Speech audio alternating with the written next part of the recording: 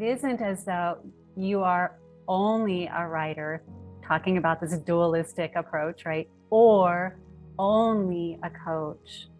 You have so many avenues by which you utilize creativity in your own personal way. There are these amazing paintings, and you show the artistic side of you. And you have the books that we talked about that do seem to offer various different topics that you can talk about from a very body-based, how to nourish our bodies, to a very soul and etheric base. Can you talk to us about that and how you found, even within yourself, that creative spark that lit you up in a way that you could then light others up? Well, I like the word ignite, so that's ignite the spark. And, I didn't write my first book till I was 56. Oh, wow. That was Self-Empowerment 101. Self-Empowerment 101. And it's because when I was doing a coach training program, I didn't have a manual. And so it's like, I need a manual, I need something. And I felt like there was this book that wanted to get written. I got a C- in high school and in college and in English and all that stuff. It was like, that is not my path. But I got to a point where I was inspired, and that inspiration ignited enough intentionality, or my intentionality, to have some sort of a manual or book or something that's written of what I'm teaching. So the intention of that, with listening to the inspiration, came in, and boom, the book got written in like 3 months. I think that was my 4 months, because I made a commitment to a fellow who wrote a book in 3 months. And I said, I'm going to do this one in 4 months. And so I wrote it 4 months, but the editing and the putting it all together took about another year. But it's listening for what's the intention, and also listening for where I'm inspired. And 99.9% of what I create is inspired. I was going to show you, I don't know if this is going to work to bring this in because of the background thing, but I was inspired by this painting. I'm coming in slowly. It's a painting. I don't know if I can do it, but show us for a moment and then it fades in. I wanted to, it was like I was inspired, like, how do you paint water from underneath? And so I saw some pictures and I kind of created this painting because I was inspired to know how to do it. I don't know if you can see it enough, but that's the top of the, that's the surface. And so everything I do is, I'm inspired. This thing I'm wearing on my neck is inspired knitting. And since I saw it in a knitting store, and I went, I gotta make it.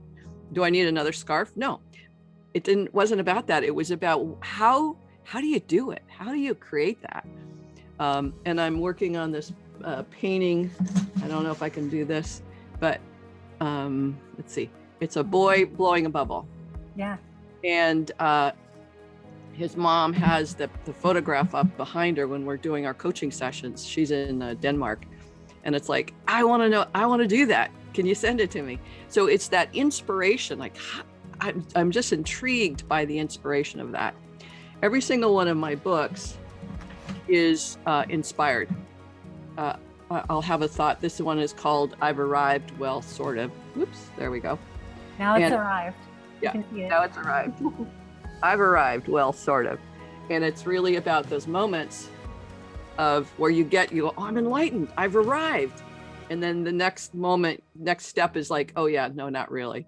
So it's 101 different little page things of truths for me in that dilemma and that both and of I've arrived, yeah, well, not really, and all of the rest of it. So my point in saying all of that, whether it's knitting or painting or writing or coaching or the way I live my life, it's really, where am I inspired and how am I inspired?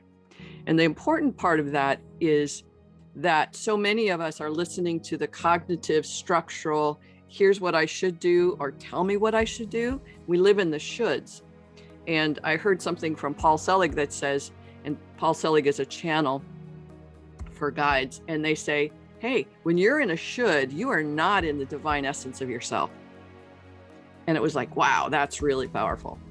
So I live on Orcas Island, which is just a delightful place. And I have almost 10 acres and most of it's woods.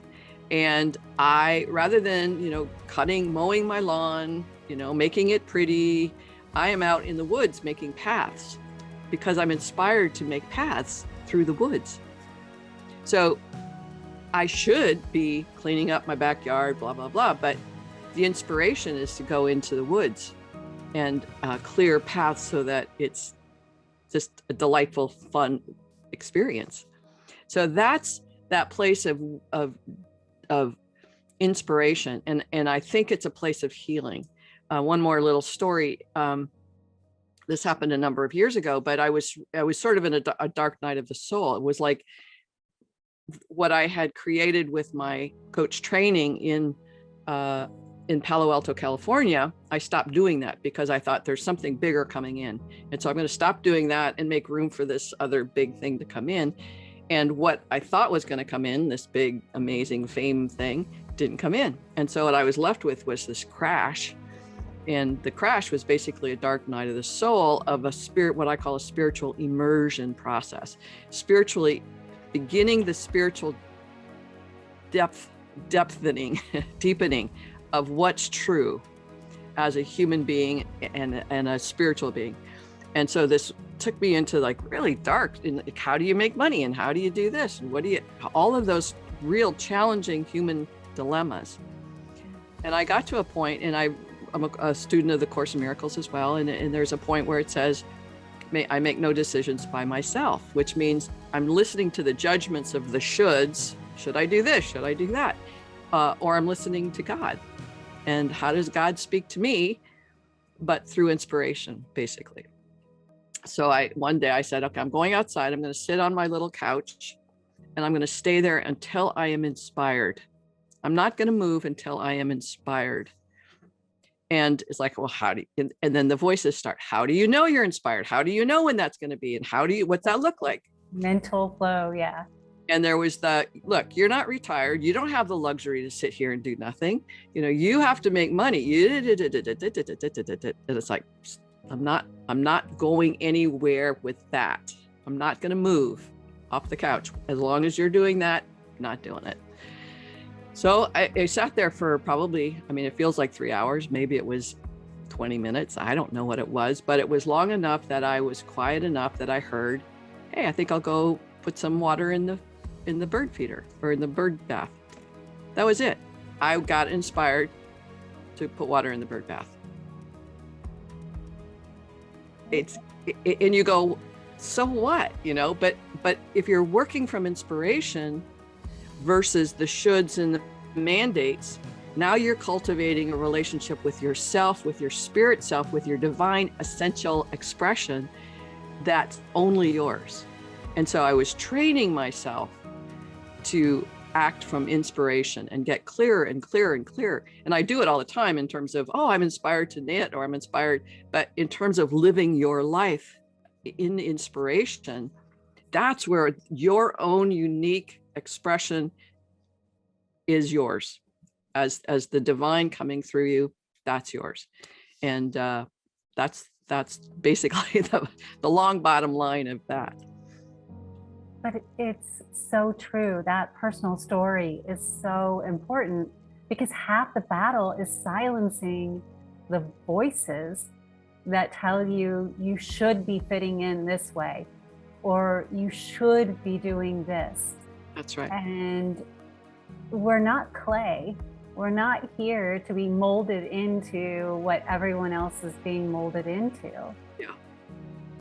And so I love the fact that part of the tool that you're offering is be committed enough to yourself to just sit with the voices until you can silence them enough to hear your authentic voice. That's right.